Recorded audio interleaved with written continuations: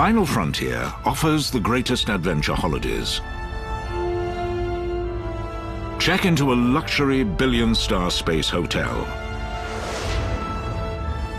Catch a game of football in zero gravity. Come on! Or treat your partner to a date with a difference by taking them to dinner, trillions of kilometers from home. The Wright brothers didn't think there'd be hundreds of people having a meal going to London. I think that in my lifetime you will see resort hotels in orbit.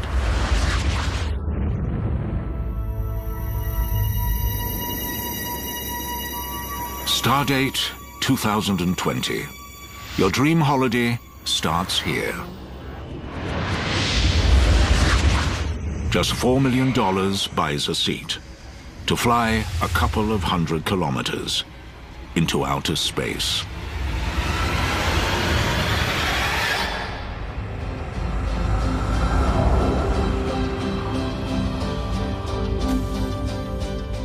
This is the Galactic Suite Space Resort.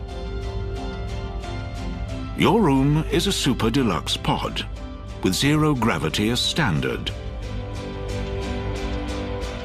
And this room comes with the most incredible of views. The resort orbits the Earth every 80 minutes. It's possible to watch not just one spectacular sunset, but 15 every day. And this isn't science fiction. It's about to become science fact.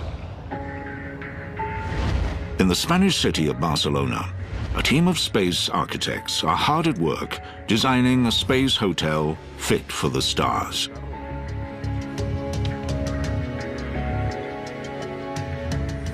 They're backed by a secret investor with $3 billion of cash to splash.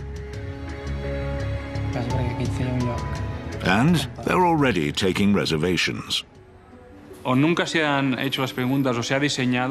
before has the space been designed for tourists, where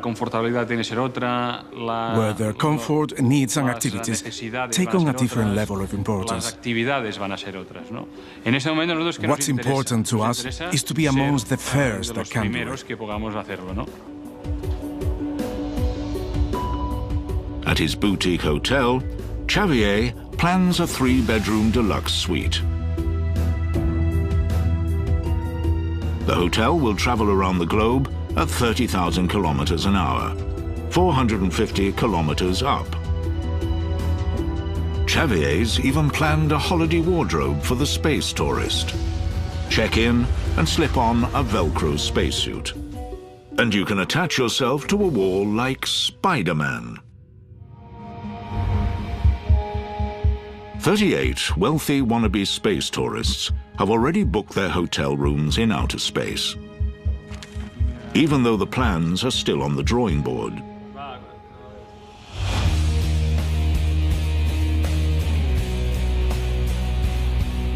But across the Atlantic, one man is betting on making your space vacation dreams come true even sooner.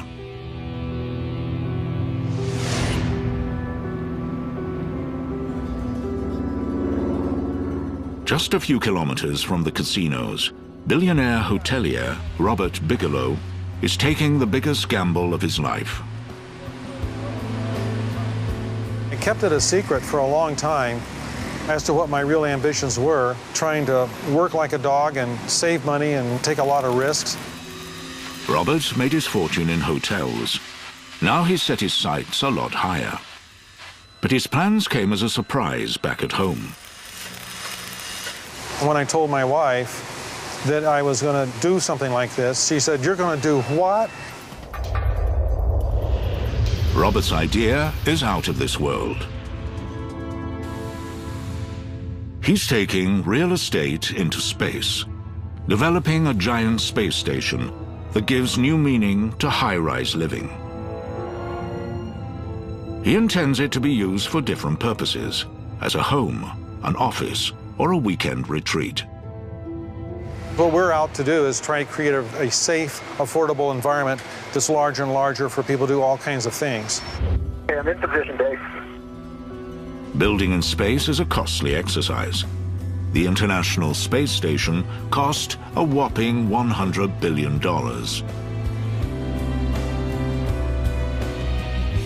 Robert needed a design that would be far easier to construct and one that wouldn't break the bank to build.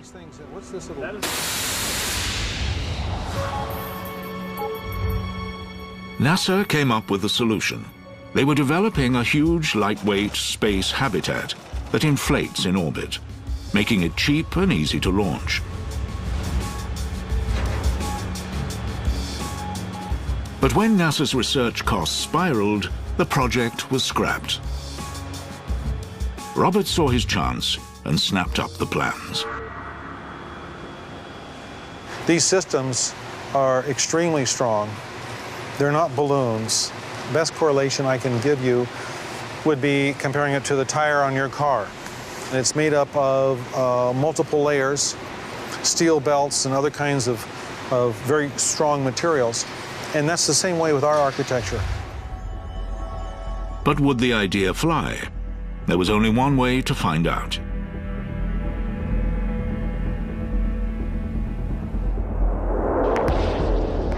In 2006, Robert launched a prototype, hitching a ride on a Russian rocket. In my mind, I thought, there's going to be all kinds of things going wrong. We're going to fail.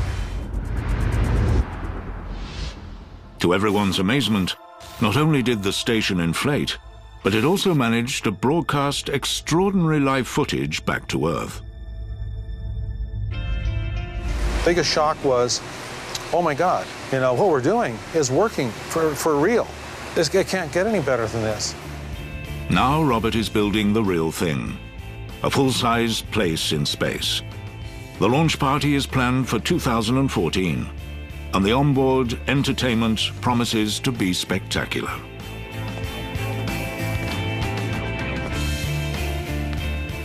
We will also have many cameras on board our spacecraft, and on a large section of wall, see any number of different angles of what's outside, so you could get right up on the moon. Even though you're only in low Earth orbit, you might have the moon right in your face.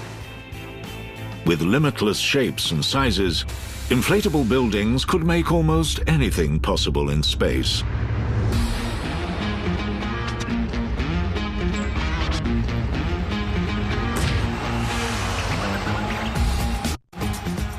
Imagine experiencing new sports that can only be played in the zero gravity of space.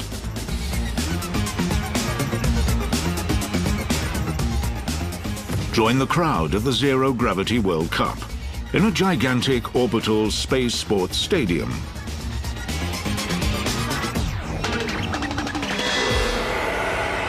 Come on!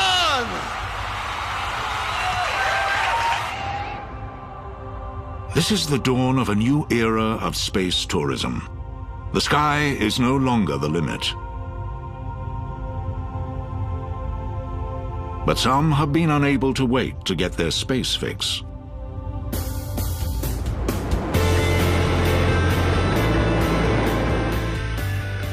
In 2006, Iranian-American entrepreneur Anousheh Ansari became one of the first space tourists. I believe that there is something inside us always attracting us to the night skies, maybe because we're made of stardust. She paid $20 million to take a holiday at the International Space Station and made a video of her adventure.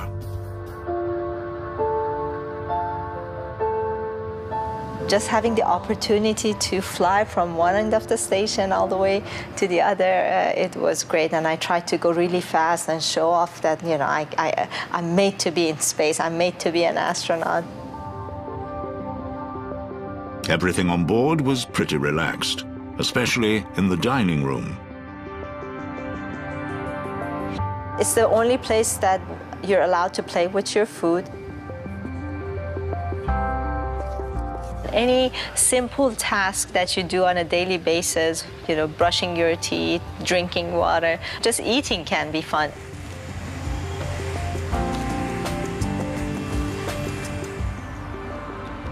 And in space, there's not much space. But this is a room with a view. This is my sleeping bag right here, right by the best view from the world. And I can see the clouds, the Earth rotating by. I see the curvature right there. That was actually my favorite time to just, look at the night skies. I felt like, I could live in space forever. Anusha's trip cost her a cool $2 million a night.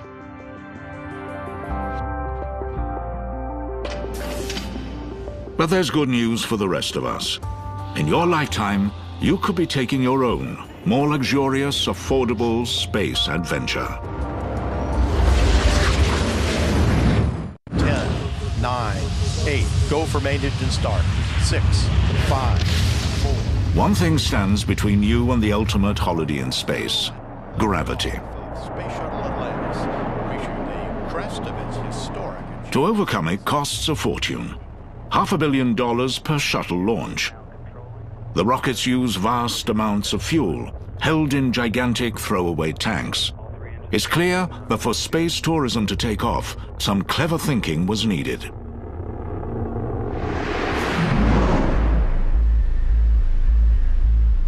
So in 2004, millionaire space enthusiast Anusha Ansari set the world a challenge by funding a $10 million competition to create low-cost spacecraft.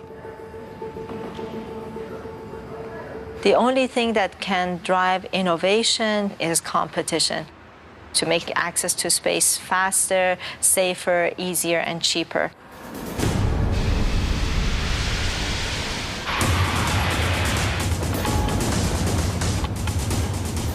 Teams from around the world took up her X Prize challenge.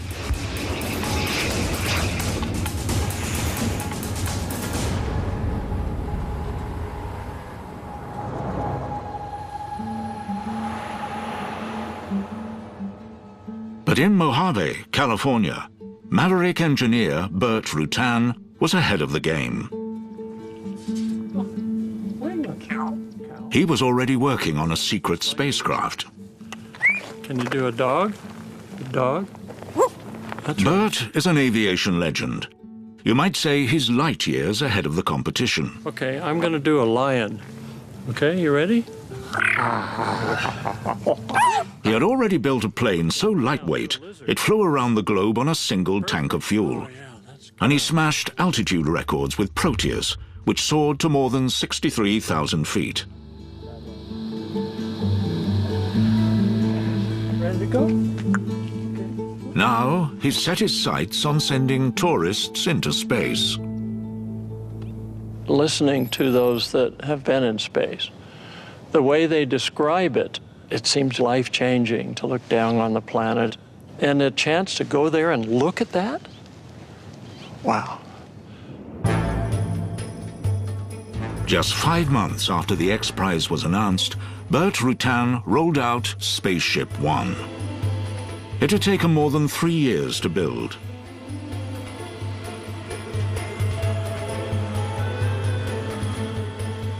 To escape Earth's gravity, Burt used an ingenious design, with not one plane, but two.